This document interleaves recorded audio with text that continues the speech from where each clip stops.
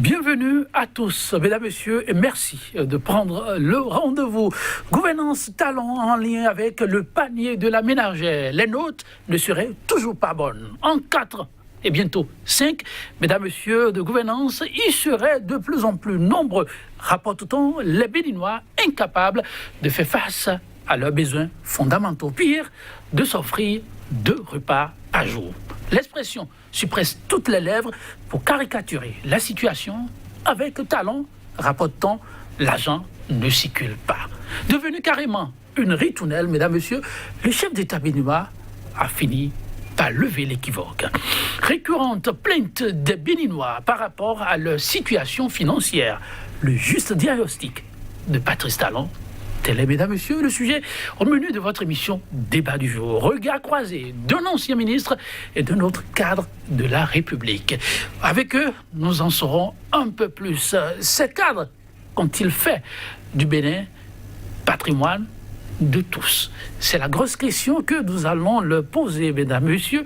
Et déjà, sur ce plateau, en notre compagnie, Romuald Joël Haïssi, ancien secrétaire général du Haut Conseil des Béninois de l'extérieur résidant en France. Il est membre de la coordination nationale de l'ICR. Entendez l'initiative des cadres en vue de la réélection de Patrice Talon. Romuald Joël Haïssi, bonjour à vous. Bonjour, monsieur Tondi. Et merci de répondre à notre invitation. C'est moi. Je vous remercie de me donner l'opportunité ce jour sur un sujet d'actualité, un sujet qui défraie la chronique, afin d'éclairer le peuple béninois, tant de l'intérieur que de l'extérieur, sur la vérité des choses.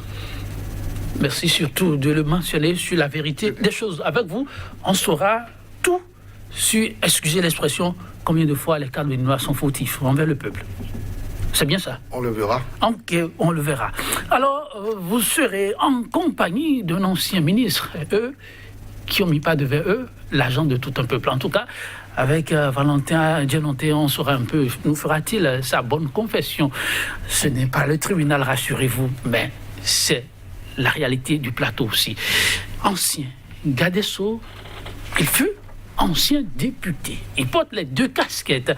Oui, Valentin Djenonté, bonjour à vous. Bonjour, monsieur Yatondi.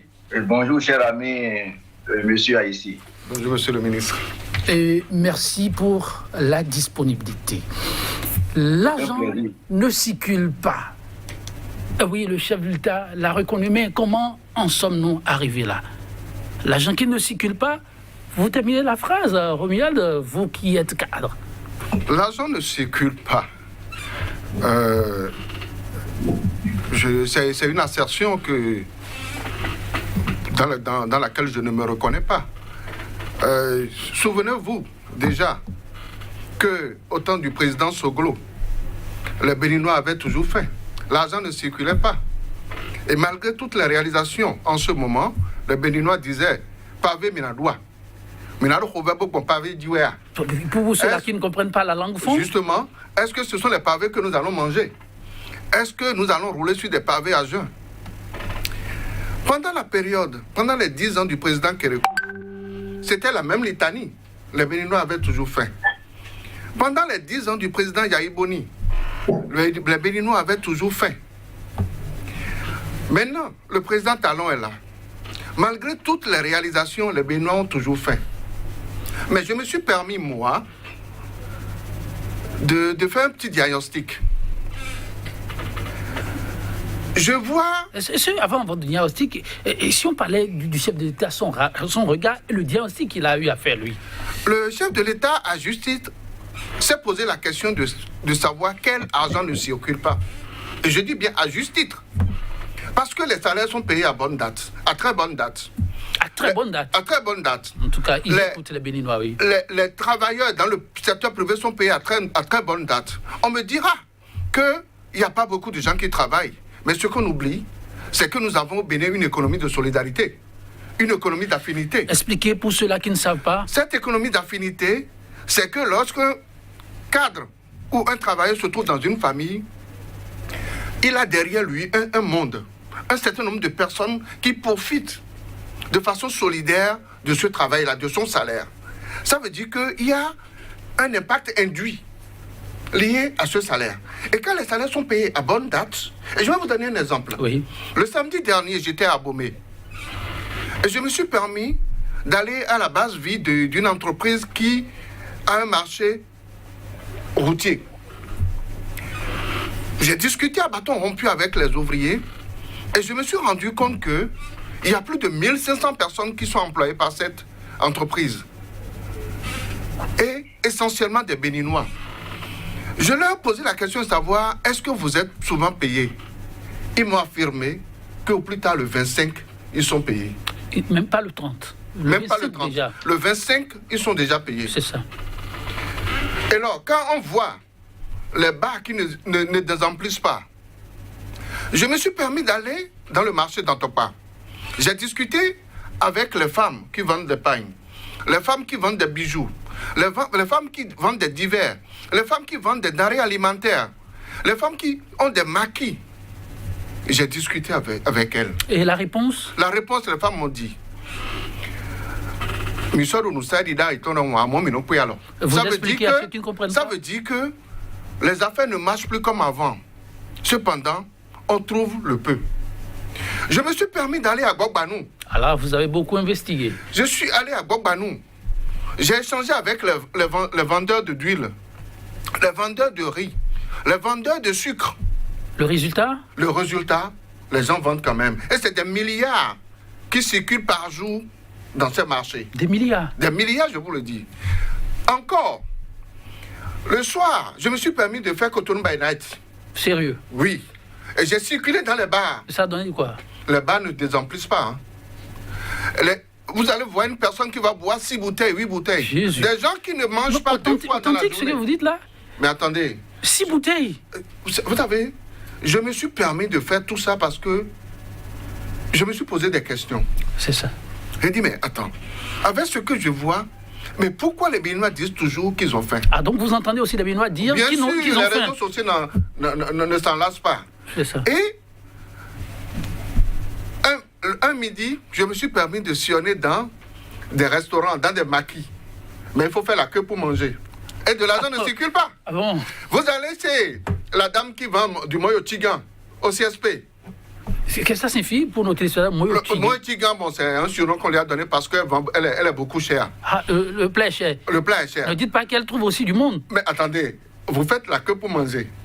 Non, là, j'irai découvrir avec vous. Avec plaisir. OK. Et quand devant tout ça, si aujourd'hui on continue de dire que les Béninois ont faim, je me dis, dans l'analyse de faim, nous ne sommes pas dans le même référentiel. Dans quel référentiel sommes-nous? On reviendra, vous allez nous expliquer, parce que ça ressemble à une étude approfondie. On se retourne vers le ministre. Le second pan de l'intervention du chef de l'État, vous ne l'avez pas encore abordé. Le diagnostic a été jusqu'à sa fin. C'est les cadres. Et l'argent qui ne circule pas doit être dans leur poche.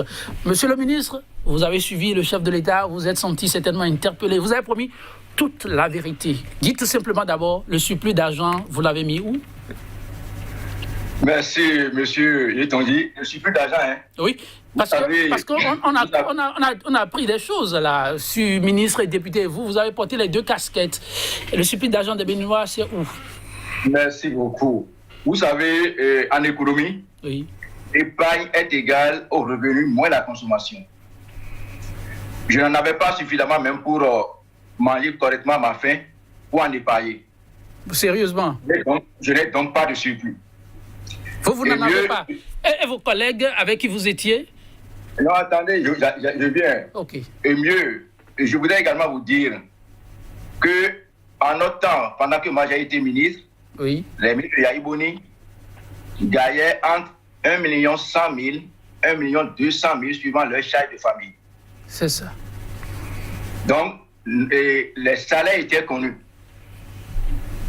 Contrairement à ce que je note aujourd'hui, où jusqu'à ce jour, on ne connaît pas le salaire que gagnent les ministres du gouvernement Talon. On ne connaît pas les salaires que gagnent les hauts cadres de l'extérieur, comme M. Haïssi, qui ont rempli les agences à la présidence. et qui sont vachement payés. Ça vous pose un problème? J'entends parler de 5 millions, 7 millions, même certains qui sont à 12, 15 millions. Monsieur, mais ça a un lien avec l'histoire d'argent qui ne circule pas? Je vais vous expliquer, ne soyez pas pressés. D'accord. Alors, mes collègues, parce que le président dit c'est les cadres qui volaient par le passé. Il a été spécifique, hein? Il a dit les ministres. Hein? Et puis, c'est pour vous poser la question tout à l'heure, le surplus d'argent. Voilà, les ministres. Mais curieusement, beaucoup de ministres de Yahi Boni sont à ses côtés. Où voulez-vous en venir? Pourquoi ne les a-t-il pas envoyés en prison? Si c'était les ministres qui détournaient, les députés qui étaient avec Yahi Boni, pratiquement les 3/4 sont avec lui. Pourquoi il ne les a pas envoyés en prison? Vous voyez que le dialectique est complètement faussé. Complètement. Alors, j'ai écouté M. Haïssi, qui a parlé des bars, du Dantokwa, tout ça. J'ai compris que certainement c'est Dantokwa délocalisé en France. Ce n'est pas Dantokwa qui est à Cotonou. Vous avez fait une enquête contraire? Ce n'est pas Bobanou qui est à Cotonou. Et je m'en explique. Vous savez, il a dit une vérité. De tout ça, effectivement, les gens se plaignent. Mais il faudrait voir le niveau de plainte et la réalité des faits. Aujourd'hui, quand il dit qu'il voit des gens manger à leur faim, je pense qu'il n'a pas interrogé vraiment les Béninois. Certainement qu'il est allé dans les bars avec ses collègues de la présidence. Il a dit quelque chose où je note même une contradiction interne. Parce qu'il dit que les salaires sont toujours payés et qu'il y a une solidarité. Donc, à partir du moment où il y a une solidarité, personne ne devrait se plaindre. Mais il a oublié, quand il dit oui, certainement tout le monde ne travaille pas. C'est parce qu'il y a cette solidarité, justement, et que beaucoup de personnes ont perdu leur emploi. Aussi bien des agents des sociétés et offices d'État, des salariés de sociétés privées, ceux-là qui, par le mécanisme de solidarité, comme il a si bien dit, aident leurs parents, ayant perdu leur emploi, avec quoi vont-ils continuer à soutenir ces personnes? Je vous donne des exemples concrets. Lorsque je prends rien que le ministère de l'Agriculture, vous avez des sociétés comme la Sonafra, l'ONASA, Cardet, j'en oublie, la Sonacop, j'en oublie, qui ont été liquidés. Et tous ces agents sont à la maison. Et M. Haïssi a très bien dit que par le mécanisme de solidarité, ceux-là, lorsqu'ils perçoivent leur salaire, c'est des milliers de personnes qui sont derrière. Je prends une société privée comme Kajaf Komor, de M. Adjamon, qui utilisait des milliers de personnes. Toutes ces personnes ont été purement licenciées du fait du presse, du fait du président Talon. Je prends le circuit de distribution des produits congelés de la société Kajaf Komor au Bénin. Toutes ces bonnes dames qui allaient au port et qui allaient dans les magasins s'approvisionner pour fumer ces poissons et revendre. Je prends toutes ces femmes qu'on a cassées le long des voies sous prétexte qu'on veut faire asphaltage. Je prends tous ces enseignants qui ont été licenciés. Je vais vous donner des exemples concrets. Et ça, j'en ai discuté personnellement avec tous les ministres du gouvernement, la plupart des ministres du gouvernement, et je l'ai dit au président Talon lui-même en décembre 2016, quand il est venu pour délivrer son discours sur l'état de la nation. C'est le secteur portuaire. Vous savez, j'ai été ministre de l'économie maritime. Et très tôt en 2016, j'étais l'un des premiers à commencer par tirer sur la sonnette d'alarme en ce qui concerne la chute de la filière véhicule d'occasion. J'en ai parlé sur les chaînes de télévision, de radio, j'en ai parlé tout le temps à l'Assemblée, j'ai interpellé le ministre des Finances, le ministre du Développement. Et en décembre 2016, quand le président Talon était venu délivrer son discours sur l'état de la nation, à la fin, il serrait la main aux députés. Et quand il me serrait la main, il disait au président Ngweji, j'espère que vous me suivez. Hein? Très bien. Il disait au président Ngweji, j'ai noté un ange, que Yahi Boni a transformé en diable. Et j'ai dit, monsieur le président, je ne suis pas un diable. vous le dites simplement parce que je porte des réserves à ce que vous faites. Mais le temps viendra où vous saurez que c'est moi qui vous ai dit la vérité. Je suis le premier à commencer par parler de véhicule d'occasion. Vous ne m'avez pas écouté. Où est-ce que nous en sommes aujourd'hui? Et il dit oui, monsieur le ministre, je sais que vous êtes très intègre et que vous dites la vérité. Effectivement, nous sommes en train de perdre cette filière-là. Si vous allez sur les parcs de vente de véhicules d'occasion, c'est tout un marché. En dehors des Nigérians qui venaient acheter les véhicules, vous avez les mécaniciens, vous avez les peintres, vous avez toute catégorie, vous avez les bonnes dames qui vendent. Vous pensez que ce marché-là s'anime encore aujourd'hui? Vous savez ce que cela représentait pour l'économie béninoise? Et vous allez me dire que ça marche? Vous prenez le secteur portuaire, la plateforme portuaire. Mais c'est des milliers, pour ne pas dire des millions de Béninois qui vont chercher leur quittance là-bas. Mais aujourd'hui, avec Bénin Contrôle, on a tout pris. Ce qui se passe, ce qui fait que l'argent ne circule pas, c'est le conflit d'intérêts au sommet de l'État. C'est parce que le président Talon seul, avec son clan, s'est accaparé de tous les secteurs vitaux de l'économie nationale. C'est parce que le président Talon dit qu'il pense d'abord à lui et à lui tout le temps. Mais regardez les tout premiers conseils des ministres. Pendant que beaucoup de sociétés ont des créances sur l'État, le président s'est permis de se payer des milliards pour ces sociétés. Mais est-ce qu'il n'a pas payé les autres par la suite? Mais les autres n'ont pas été. Jusqu'à présent, il y a des gens qui n'ont pas été payés. Moi, je connais des personnes qui se pensent. Jusqu'à présent? Alors que lui, ce talon qui s'est accaparé de toutes ces sociétés-là, ne paye même pas d'impôts sur ces sociétés. Ah non, j'espère que vous avez les preuves de ce que vous dites. Je le dis, je le certifie. Je peux vous sortir tous les contrats de PBI et autres, jusqu'à aujourd'hui. Toutes les sociétés, aucune société de talent ne paye d'impôts. Tout se fait en notas. Mais c'est les sociétés qui payent d'impôts. Ce sont ces sociétés-là qui persécutent et ils prennent leur secteur d'activité. Aujourd'hui, il n'est pas dans le congelé. Les Atao qui a pourchassé là, il n'est pas aujourd'hui dans les médicaments.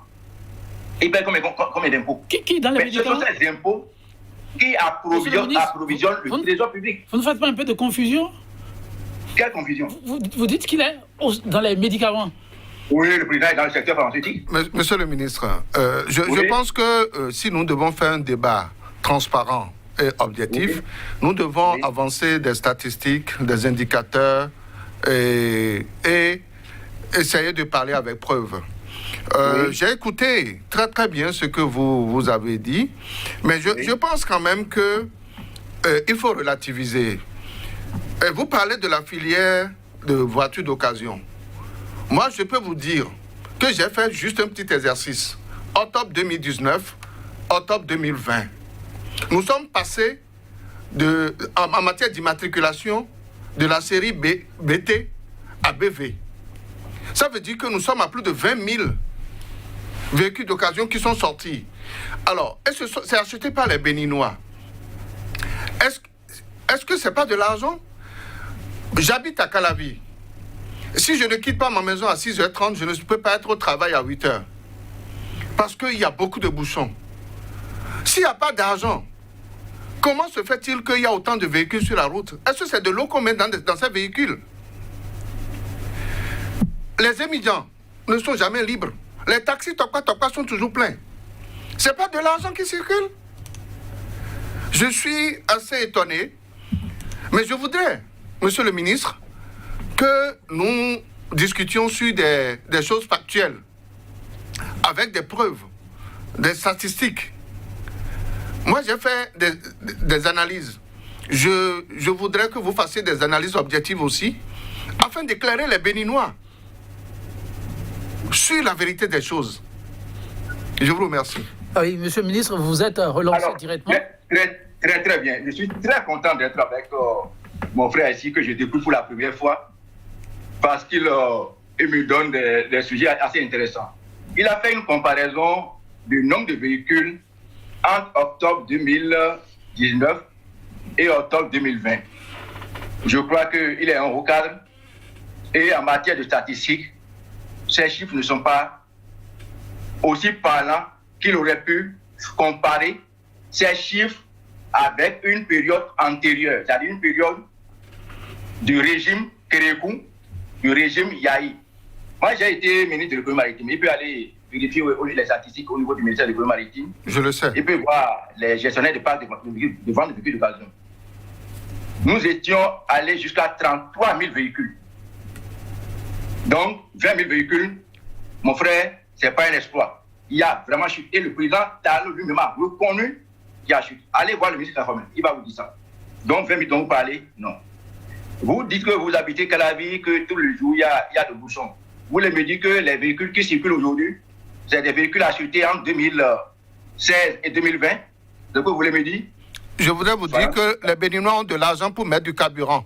Je voudrais vous dire que les taxis de Papa circulent. J'en viens. Donnez-moi 2 minutes. Les Béninois ont de l'argent pour... Exactement, c'est ça, voilà le programme. Vous savez, la Sonacop, qui est une société d'État, qui éditait les tickets valeurs. On a d'abord commencé par racheter les tickets valeurs et finalement, on a vendu la Sonacop, on a racheté. Les gens sont des fonctionnaires, ils sont tenus d'être au boulot. Mais ils sont obligés maintenant d'aller s'approvisionner au niveau des stations du président, au risque même de pouvoir ne pas trouver de l'argent pour pouvoir manger. Donc, ces véhicules, vous savez le nombre de véhicules qui sont encore garés, malgré ce que vous voyez là, ils sont tenus de venir au service. Ces bonnes dames qui vendaient de l'essence au bord de la voie, vous savez, moi, je connais des femmes qui viennent payer la contribution de leurs enfants avec des pièces. Parce qu'elles sont peut-être dans la vente d'essence, je ne dis pas que c'est une bonne chose. Encore qu'aujourd'hui, est-ce que vous savez que l'État fait dédouaner le carburant paillot, qui est un produit illicite. Donc ces bonnes dames-là, qui économisent les 50 francs, les 10 francs, elles prennent ces pièces-là pour venir payer la contribution à leurs enfants. Aujourd'hui, le président seul, c'est lui seul qui vend tous les produits pétroliers. Et vous pensez que l'argent va continuer à circuler comme ça là? Monsieur le ministre. Je vous ai dit, les bonnes dames là, il y en a qui vendent de la bouillie. Donc quand vous parlez de chiffres. Monsieur le ministre, je vais avancer d'autres chiffres. Attendez. Je vais avancer d'autres chiffres. Pour finir, je vais vous donner un exemple concret. Oui. Je vous ai dit que moi, ministre, je gagne à peine 1,1 million. Vous qui êtes là, vous gagnez 10 fois, même 5 fois au moins ce que moi je gagne. Vous allez me dire que vous allez à Topa vraiment pour acheter, ou bien vous allez dans le supermarché. Mieux, je vais vous dire également, en 5 ans, non seulement le président Talon n'a pas augmenté les salaires, les primes que ces fonctionnaires percevaient, on a supprimé les primes, et c'est plutôt les salaires des ministres, des cadres qu'on a fait venir de l'extérieur, ce sont ces salaires qu'on a multipliés à l'infini. Donc ces fonctionnaires qui ont des parents en charge n'ont pas les moyens. Tous ceux qu'on a licenciés, comme je l'ai dit là, les anciens là, ils contribuent. Donc, quand vous parlez de statistiques, quelle que soit l'angle d'analyse, je vous dis l'argent qui ne suffit pas, ce n'est pas ce dont le président parle. Et mieux, je vais sur la corruption. Est-ce que vous avez entendu le député Aranveb là dire que lui il a pris 400 millions chez le président Talon? Mais celui qui corrompait et qui continue de corrompre, c'est toujours le président Talon. Mais si déjà PRD seul prend 400 millions, vous pouvez me dire combien l'UN a pris? Vous me dites combien les autres partis ont pris? Ce n'est pas lui qui payait tous ces centrales syndicales qui faisaient grève partout. Donc il sait de quoi il parle. Donc ce sont cet argent-là qui circulait. Donc le vrai problème aujourd'hui, mon frère, soyons sincères, c'est les questions des sociétés qui n'ont plus de personnel. Si monsieur le ministre, il y a autant d'argent que le président donne, il n'y a plus de raison que l'argent ne circule pas. Mais nous allons sortir du micro-social. Gouverner un pays, ce n'est pas gouverner une ONG.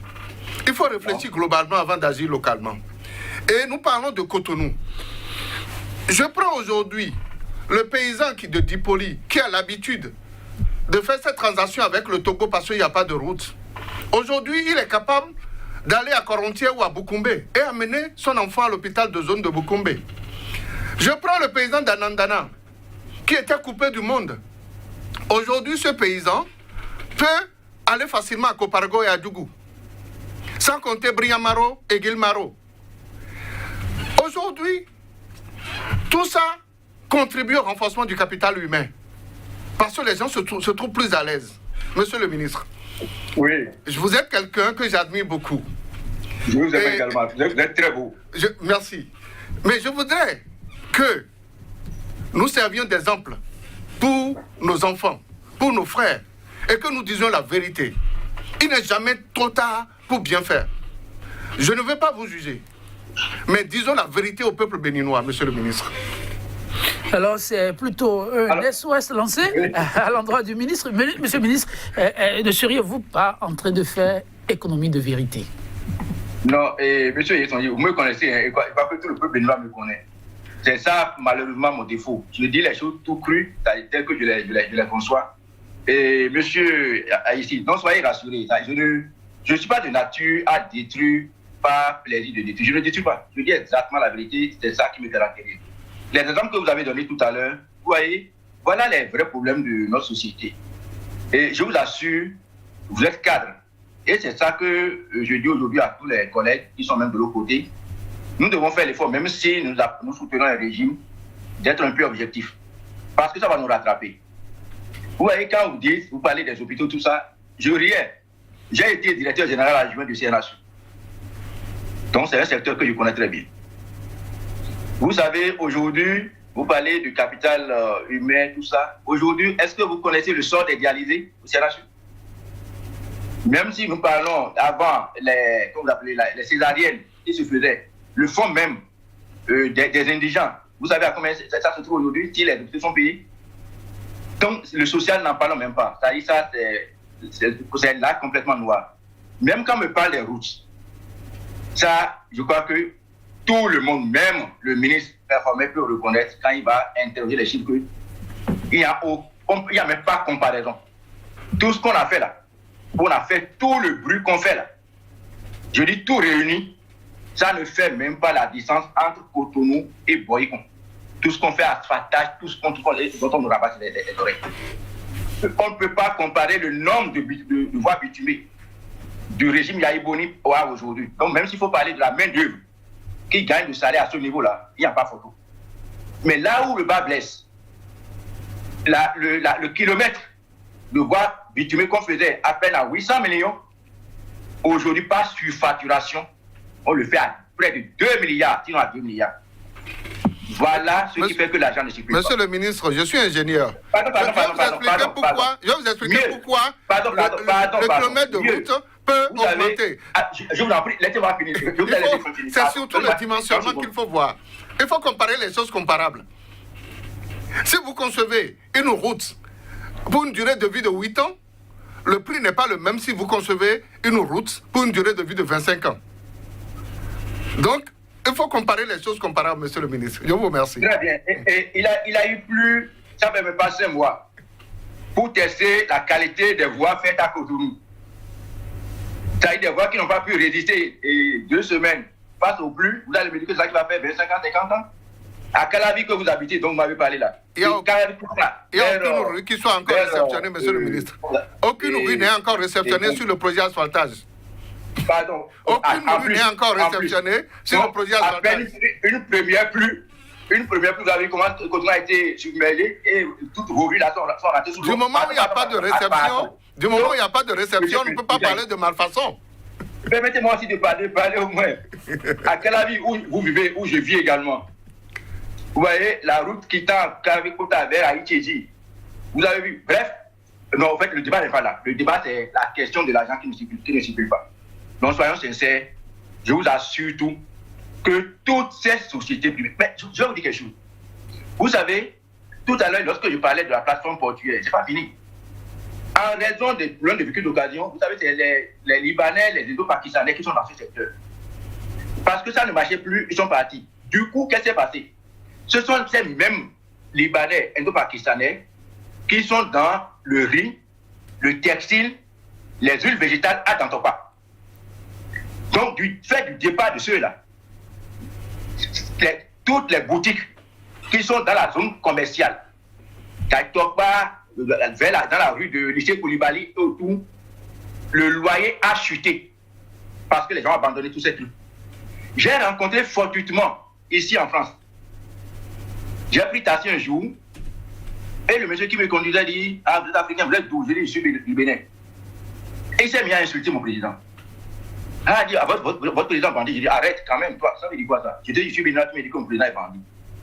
Il dit: oui, que lui, il est indiens qu'il était dans la filière Acajou. Et quand le président est venu, que le président lui a arraché tout et qu'il n'avait plus à faire. Et il ne commence pas à me citer les villages du Bénin. Voilà encore, vous savez, c'est quand même grave, hein, monsieur Haïti, je vous en prie. Monsieur le ministre, nous sommes sur un plateau où la filière nous devons parler avec preuve. La filière Cajou, regardez tous ceux qui sont autour de cette filière. Aujourd'hui, on s'est accaparé de ça. Et on demande aux gens de faire les sales boulots. Les autres font les collectes dans les villages. Et puis ils mettent leurs sous. Et on reste tranquillement à côté avec madame. Et on leur rachète tout. Et on fixe le prix comme on veut. Mais voilà les choses qui font que l'argent ne circule pas. C'est ça la vérité. Monsieur le ministre, donc quand on vous suit en définitive parler de l'argent volé qui circulait dans les mains des ministres, des députés, des maires, c'est un faux problème, un faux diagnostic, c'est cela? Non, écoutez, vous voyez, je vous dis, même s'il y a vol, oui, les vrais voleurs sont avec lui. Pourquoi il ne les arrête pas? Parce que nous qu'il persécute là, lui-même, moi, je parle de moi, je connais mon cas. Lui-même, président Patrice Talon, a répliqué plusieurs fois. Même son directeur, je parle de son directeur, celui qui est chargé de communication locaux, a reconnu sur Africa 24, Djenontin n'a aucun problème. Le président lui-même dit, devant tout le monde, Djenontin n'a aucun problème. Je le persécute parce qu'il est trop attaché à Yaya Boni. Et il me l'a dit moi-même, en présence de Okulola, en présence de l'ancien ministre de l'Intérieur, comment il s'appelle là, Degla, en présence de Kassa, tout ça, vous dites, mais c'est ton attachement à Yaya Boni qui fait ça, non? Je n'ai pas de plan avec toi. Bon, si c'est cela, s'il y a des gens qui auraient volé, parce que moi je ne suis pas témoin, ils sont avec eux, avec lui, je vous dis, dans son gouvernement. Mais merci, je reviens. À la présidence, il y en a plein. À l'Assemblée. Mais pourquoi il ne va pas les chercher alors? Si c'est vrai qu'ils vont voler faire. Je reviens vers vous, oui, une grosse interrogation qui, quelque part, peut vous interpeller, peut-être vous avez des éléments. Oui, quand on fait effectivement le diagnostic, on voit aussi l'hypothèse, on peut se poser cette question. Et dit, si tant est que il faut interpeller ministres, députés, maires, et constate, Djenontin, qui sont nombreux à avoir travaillé avec Boni Yaye et qui travaillent aujourd'hui avec le chef de l'État. Pourquoi ne pas les interpeller? Et à cette question, vous vous dites quoi? Avant de répondre, je vais vous raconter une anecdote. Allez-y. Il y a à peu près 10 ans, c'est vers 2008, j'étais venu en vacances et en rigolant avec un ami ingénieur, je lui demandais, est-ce que vous continuez avec les 10%? Et il me dit, mais toi tu rigoles ou quoi? Mais on n'est plus à ce niveau, c'est maintenant 25%. J'ai reçu un tel choc. Aujourd'hui, avec recul, je me demande si je l'ai détesté ou si j'ai eu pitié de lui. Mais ce qui est sûr, je ne lui ai pas parlé pendant 2 ans. Ah bon? Alors, aujourd'hui, je fais le constat que lorsque vous parlez de cliettes à côté de ces gens, vous regardez leur visage, ça me rappelle ma fille qui fait des bêtises et je lui dis, le loup-garou arrive. C'est-à-dire, ils sont transformés. Et il y a, c'est-à-dire, avec son enchantement, je vois qu'il y a un changement de mentalité par rapport à la corruption. Le président de la justice disait que, oui, les ministres, les cadres et autres. Moi, je pense que le président a raison. Je vais vous donner quelques exemples. Ok, allez-y. Sous le gouvernement antérieur, vous avez parlé du scandale de la CNSS. Vous avez parlé des milliards de l'eau. Vous avez entendu parler de l'affaire CICB. Vous avez entendu parler de l'affaire ICC. Vous avez entendu parler de Maria Gleta 1, 45 milliards. Vous avez entendu parler on entend toujours parler, le siège de l'Assemblée. Aujourd'hui, je défie quiconque, sous le régime du président Talon, qui va parler des affaires aussi scandaleuses, dont le président a justice a raison. Si on a détourné autant de milliards, l'argent pouvait circuler. Aujourd'hui, si on n'arrive plus à détourner, c'est normal que l'argent sale ne circule plus. Parce que les économistes disent, lorsque la mauvaise monnaie arrive, ça chasse la bonne monnaie. Aujourd'hui, le Bénin vit avec la bonne monnaie. Aujourd'hui, le Bénin vit avec la bonne monnaie. Alors, monsieur le ministre, le Bénin qui longtemps a fait avec l'agent Sall, assez de dossiers scandaleux, votre vis-à-vis aura évoqué. Qu'est-ce que vous répondez? Oui, il a même parlé de la loi Grisham. C'est la loi Grisham qui parle de l'argent, la mauvaise chose. Et écoutez, ouais, ça dit. Donc, qu'est-ce qu'il y a de drôle là? Monsieur Haïti me fait trop rire, quoi. Ah bon? Vous savez, et je vais dire d'abord juste un petit truc avant de venir sur le détail. Vous savez, le président Talon était riche, on le savait. Mais avec son exil, vous savez qu'il devait plein de sous dans les banques. Ah, c'est vous qui nous le dites là. C'est vous qui nous le dites. Ah, si. Ah bon? Si, il devait plein de sous dans les banques. Ça a quel lien avec le débat? Je vous dis qu'il devait plein de l'argent dans les banques quand il était rentré. Ça veut dire qu'il n'avait plus de sous. Ah oui. Mais en moins de 5 ans, avant on parlait de Talon, du groupe Talon, mais aujourd'hui on parle d'Empire Talon. Empire, on a pu construire un empire en 5 ans. Quel est le rapport avec le sujet, monsieur le ministre? Attendez. Je vais même à tout ce que vous avez dit là. Maintenant, vous parlez des dossiers. Vous voulez que je vous rappelle le dossier des motos du ministère du ministère de l'Environnement? Vous voulez que je vous parle des ambulances? Vous voulez que je multiplie encore? Je vous ai parlé de la surfacturation. Vous savez, je dis même si j'admettais tous les dossiers dont vous avez parlé là, dossier de l'eau, dossier de la machine agricole, mais je dis ils sont avec lui. La machine agricole qui s'appelle beaucoup Olivier et l'autre. Mais ils sont là. Pourquoi il ne les prend pas? Donc, tous ces cadres-là, si le président devrait bien agir, je ne dis pas qu'il n'y avait pas eu détournement au niveau de certains cadres, parce que je ne peux pas parler au nom de tous les cadres. Mais je dis, même si cela était vrai, tous ces dossiers, la plupart des cadres connus de tous les Béninois qui étaient impliqués dans les scandales sous Yaïboni, que ce soit maire, que ce soit député, que ce soit ministre, sont avec lui des communes jusqu'à la présidence. Donc c'est pas simple ça. Même la question de l'Assemblée nationale dont on parle, vous pensez vraiment que l'Assemblée ne pouvait pas faire ça parce qu'on a voulu salir, on dit bon, on va mettre ça comme un truc de quoi de commission. Le directeur de AGETUR, le ministre Koti, qui est un aide de chez moi, qui est également encore au côté du président Talon, en conseil des ministres, avait dit, tout le monde connaît l'expertise de ce monsieur, avait dit que cette maison, l'Assemblée nationale peut sauver ça. Mais parce qu'on veut coûte que coûte dire que c'est mal fait, on dit on abandonne, on va continuer autre chose. Maintenant, même si j'admettais qu'il y a problème, il n'y a pas des députés qui ont eu des marchés là, qui sont avec lui aujourd'hui. Mais pourquoi il ne peut pas les arrêter? Mais monsieur Haïti, soyons sincères, soyons sérieux. Donc je dis, même si j'admettais que, par ailleurs, ce que vous dites là, il y a des parts de vérité dedans, ceux-là, c'est eux qui sont les plus nombreux aujourd'hui. Encore qu'on sait que beaucoup de sociétés écrans étaient créées, même quand le président Talon était... Bon, il y a des choses, je suis ministre, quoi qu'on dise, il y a des choses que je n'ai pas dit publiquement ici. Merci de nous dire que l'essentiel. Aujourd'hui, je vais vous dire, si vous voulez, malheureusement, je ne peux pas. Sinon, je vais vous appeler des noms. Quand vous parlez de 10%, pas de parti, tout ça, et que, déjà, sous le président Talon aujourd'hui, c'est connu de tous les ministères. D'abord, vous savez très bien que moi, que très peu de gens gèrent les marchés publics. Moi, je connais même des DAF et des prestataires sont allés les menacer parce que lui a donné marché à quelqu'un alors que ce n'est pas le vice-président qui a envoyé la personne. Ah, donc, aujourd'hui, les gens vont même payer d'abord les pourcentages.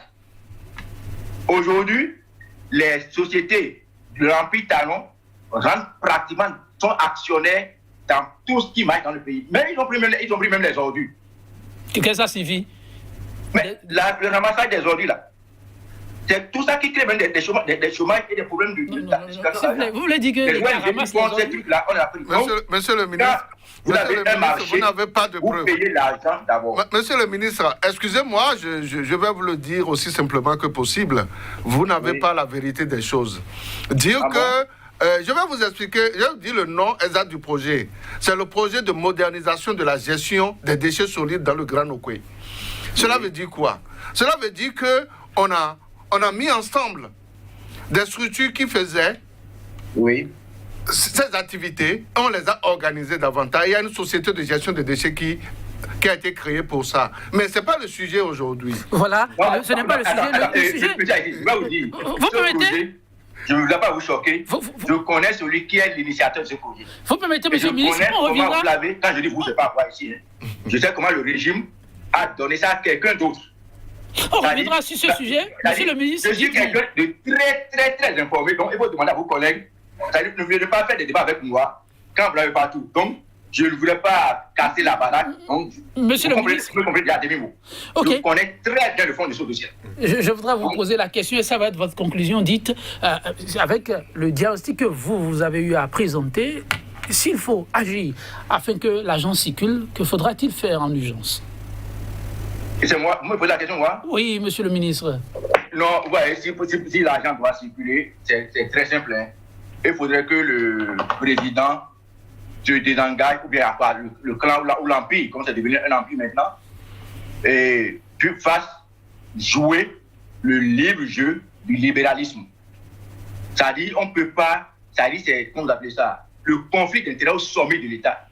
Un seul individu ne peut pas tout avoir dans son pays. Avoir le port, l'aéroport, la cajou, le bois, les produits pétroliers, les produits pharmaceutiques, les ordures, tout ce n'est pas possible. Là, comme ça, les autres sociétés aussi vont recruter leur personnel. Bon, mais c'est quand même grave. Et vous savez que à la présidence, là, même les pavés, là, quand vous avez me dit que c'est les Béninois qui travaillent ici, vous savez qu'il y a même des blancs qui sont venus poser des pavés au Bénin. Ah bon? Monsieur le ministre, votre conclusion, le temps est parti. Donc, pour que l'argent circule, il faudrait que le président améliore les conditions de vie des travailleurs. Merci à vous, monsieur Haïssi. Vous avez dit en 5 ans. Merci, monsieur Etodi. Il faudrait que les secteurs vitaux soient libéralisés comme par le passé et qu'ils laissent chacun dans son secteur. Écoutez, la frontière du Nigeria qui est fermée. Vous savez combien de personnes vivent du Nigeria? Monsieur le ministre, on reviendra sur la question. On reviendra sur ces questions. Merci pour la disponibilité. Oui, monsieur Haïssi, pour clôturer l'émission. Merci, monsieur Etodi. De l'argent circule au Bénin, mais le bon argent, l'argent propre. Merci. Et je voudrais inviter, monsieur le ministre, vous êtes un haut cadre, vous êtes quelqu'un que, mon aîné d'abord, vous êtes quelqu'un que je respecte énormément. Et je fais le vœu ici que... avec plaisir. Je fais le vœu ici que vous reveniez à de bons sentiments et que vous mettiez à la disposition de votre pays pour le développer. Merci à vous pour la disponibilité, chers téléspectateurs. Vous l'avez compris, monsieur le ministre, ce sera tout. On se retrouvera un autre jour pour un autre plateau, pourquoi pas. À très bientôt.